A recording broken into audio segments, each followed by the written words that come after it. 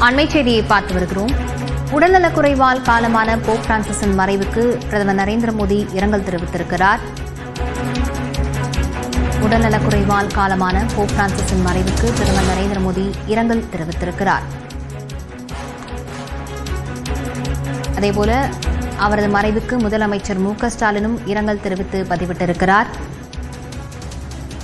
கத்தோலிக்க திருச்சபையை முற்போக்குடன் நடத்தியவர் போப் பிரான்சிஸ் என முதலமைச்சர் புகழஞ்சலி செலுத்தியிருக்கிறார். ஏழைகளுக்கான அர்ப்பணிப்பு, ஒதுக்கப்பட்டவர்களை அரவணைத்தல் ஆகியவை போப்பின் குணாதிசயங்கள் எனவும் முதலமைச்சர் அவருக்கு இரங்கல் தெரிவித்து புகழஞ்சலி செலுத்தியிருக்கிறார்.